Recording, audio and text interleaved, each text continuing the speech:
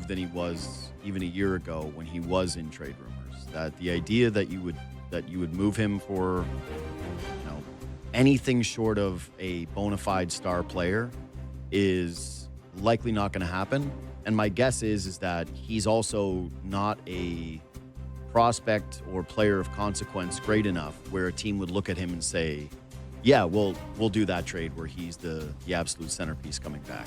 They still don't really have their draft picks. Everyone I talked to about Ben Danford, congratulations to him making Team Canada, but the idea that, again, he is a centerpiece for getting something of major consequence doesn't seem to be a reality. And you also have some pending free agent questions that are going to happen with this team, with a couple of those guys that have been able to play in the top six.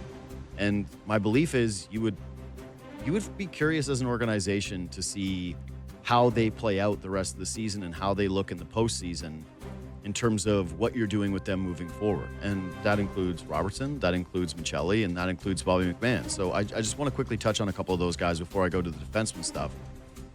McKee and I were talking about it last night. I'm personally in the camp of let them play it out, let you actually see it over the course of the season. Don't just try and buy low, or in the case of McMahon, at this point, I would think that you're buying high considering the month that he's put together. But if the Leafs tried to extend Bobby McMahon now, what do you think that number would look like? It depends what the term is on that deal, I think. And I think the thing I would try and do now with him is maybe throw some term in there and get the number down and see if he bites on that. Because this is a guy, late bloomer, 29 years old, wasn't drafted, 4 years of college, ECHL a couple of years. Early in the season, I talked to him about being in the ECHL, and you could just tell the way he talked about it. And I mean, they were basically in rooming houses, and he talked about the food and the 18-hour bus trips and everything. And he's come so far, so fast for him. And I think if a guy like that, you throw some term at him and the dollar number is something that starts with a 3, I wonder how hard he thinks about that and taking the thing that and I know he loves playing in Toronto, and I think that could potentially be a win for the Leafs. And at 29, I think he's going to get a huge number if he goes UFA. There's just nothing available.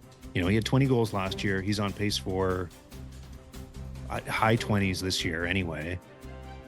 Guys like that with his speed and his size, even without the overt physicality that maybe some other players have, I think he's going to get well over 4 million as a UFA. I would say probably 4.5 with some term. So if you're the Leafs right now and you can offer him 3.5 or 3.6 or 3.7, but go longer, maybe he thinks about doing that. And I have a hard time seeing that being a contract that hurts the Leafs. I wouldn't think that hurts the Leafs. For me, it's more a conversation about, do you want to keep certain guys hungry? Do you want to have guys play out this year with that level of desperation, or do you want to tinker with that? And I'm not saying that I frankly, I don't know him well enough to understand whether or not he's the type of personality who would get the money and pull the foot off the gas a little bit. I would just think that given what you just outlined, that he was not too long ago in the ECHL, that he was fighting for this contract extension this season, that he has kind of constantly had to prove himself, I think it's just a little bit of human nature where all of a sudden you're set for life with a contract like that, and it doesn't feel as desperate. Because one of the things I like the most about McMahon this year is it's not the goal scoring. That's something I believe he can do. The speed has been there all along. The size has been there all along. There's been an edge to his game and an attention to detail that has been, to me, materially different than what we've seen in the past. And I'm not rocking the boat for saving $500,000 on a contract extension. I think if you have success and he wants to be here and come season's end, given what their cap situation is, you're still probably going to be able to make something work, even if you're going a little bit shorter on the term and higher on the dollar. Probably, yeah. I mean, generally the advice from an agent in that situation is if you get to April and you don't have a deal, it's let's just wait. I mean, we're almost there anyway. So let's go to UFA and see what the offers are like. And that's where the number can get driven up. And there's going to be so little available. I mean, the talk is that Nick Schultz is the big prize in out in Utah, is going to be the big prize, who we'll see tonight. in UFA. And like beyond that, the teams are just going to be so hungry for guys with size who can skate, who can score goals. There's a world where Bobby McMahon gets $5 million. I was looking at comparables for him, and one of the ones that came up was Tyler Bertuzzi. And he got $5.5 million, and he's having a great year for Chicago. When the cap was and lower. Bertuzzi, the cap was lower, and Bertuzzi had a 60-point season at one point, but most of his years look kind of like what McMahon's done this year. And McMahon's is a better skater and is a bigger guy, and he's younger, so there aren't that many comparables that come in at a really low number that can do what Bobby McMahon does. I mean, you look at the disastrous deal that the Oilers signed with Trent Frederick with 8 years, and I think he's got 3 points this season. Those kind of players just get paid. Yeah, and Trent Frederick, who has also been healthy scratched this season, where they gave him that contract extension. It's rough. It's a rough. It got the wheels beaten off of him the other night. I watched a fight with Trent Frederick. I went, oh, he did the full turtle, mercy, please stop making me fight move. And I went, well, this kind of feels like a guy who's trying to do too much because he's not living up to the contract. Yeah, I wouldn't be, listen, if he ended up getting signed during the season and it was something that you're talking about, and there was kind of a consensus that if he was going to hit the market, he could get a number that was $1 million more a season. You're right. I don't think it's a situation where it would hurt you. I'm not going to be overly against it. My only thing is I just like the hungry element to this team right now. I like that they have a bunch of guys, Lawton included, who you're looking at and saying, what are you going to have to pay these guys in free agency? They are playing for their money. And if you're the Leafs, having the comfort with the cap situation of, we're going to be able to pick and choose which one of these guys we think best fits the roster moving forward. And to me, Lawton would be the priority over McMahon. And same thing goes for Michelli. I just don't think that there's anything that he's going to be able to do during the regular season, because the playoffs is going to have to be a test for him. And that's something I would say about McMahon too, is last year he had a terrific season, showed up in the playoffs, and was fairly invisible. He didn't really show up down the stretch. So you do have that with him that I think is a little bit than the Tyler Bertuzzi comp is you could lean on more seasons of getting a consistent, this is what you are getting from Tyler Bertuzzi versus what you're getting from McMahon. So to me, I play it out, but again, I'm not heartbroken if they extend any of these guys to a reasonable number and reasonable term during the season if they think it best fits them. Okay, so you mentioned the blue line thing being the area of focus for this team and what they're going to do. I keep losing sleep, not just because of these games, but at the idea that Treliving continuously stays enamored with Rasmus Andersson and won't move off of that idea and ends up putting a trade package together that I just really don't love. The conversation right now, though, is kicking around Dougie Hamilton, a Toronto guy who is not, it's not happening in New Jersey.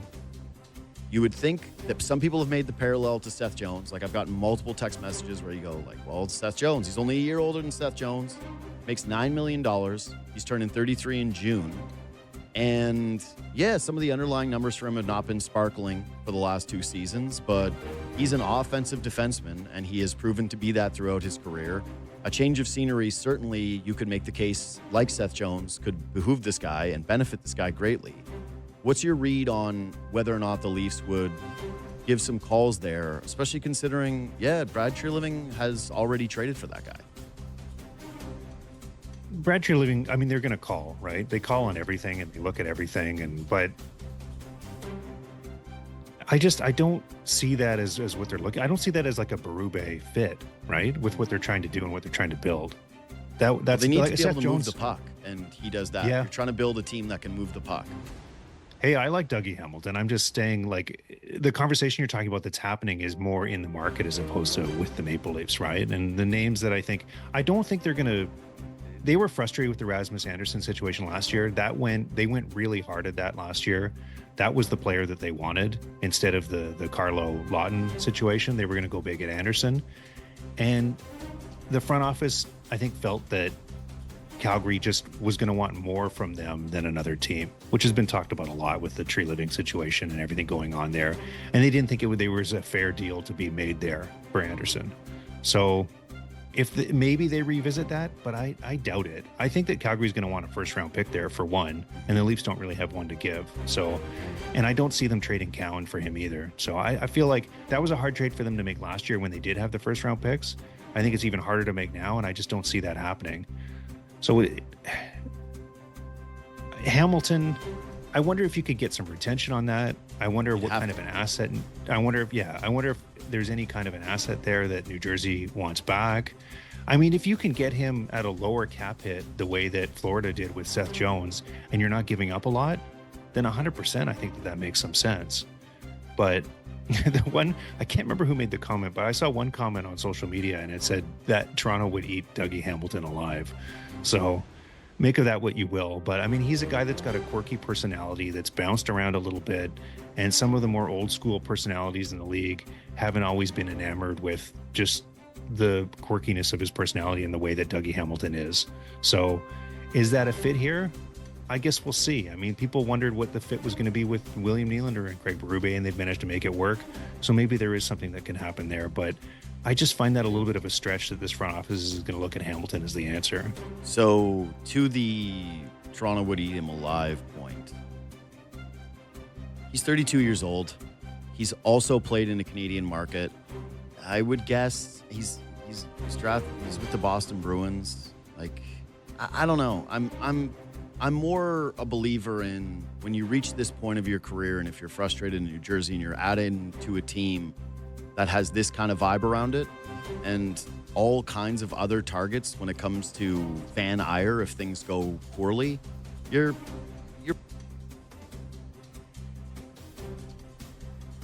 to the stumbling blocks with the Dougie Hamilton trade is last year when Seth Jones was traded, Chicago retained $2.5 million of his deal.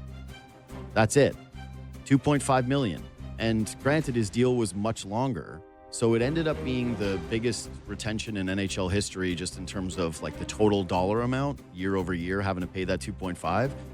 But for a guy that was a distressed asset and who everyone knew needed a change of scenery out of Chicago. And like, I don't care how you feel about Seth Jones versus Dougie Hamilton in terms of, hey, well, Seth Jones has such a higher ceiling or he's a better defensive player, whatever it is that you want to say. That situation was ugly. They needed to move off of him. He was a distressed asset. They got Chicago to pay 2.5 a season, and it still cost them a first-round pick and Spencer Knight. So the idea that the Leafs, I think obviously they need to get retention, but for me, Dougie Hamilton makes $9 million, and as great as your cap situation is, the fact that he has 2 more years after this, I don't know how you could possibly make the case that you're going to add this guy unless the retention is 50%. Bring him down to 4-5. And I can't see. That's what I mean. I can't see New Jersey who's not going to want to do that, right? Because I mean, I know they're struggling right now, but they are going to want to contend. So they're not going to have that kind of dead money on there. That's the difference with Chicago, right? Is that they're not really in their contention window. The cap's going way up. They're not as worried about that 2.5 on Jones. That's 2 or 3 years from now.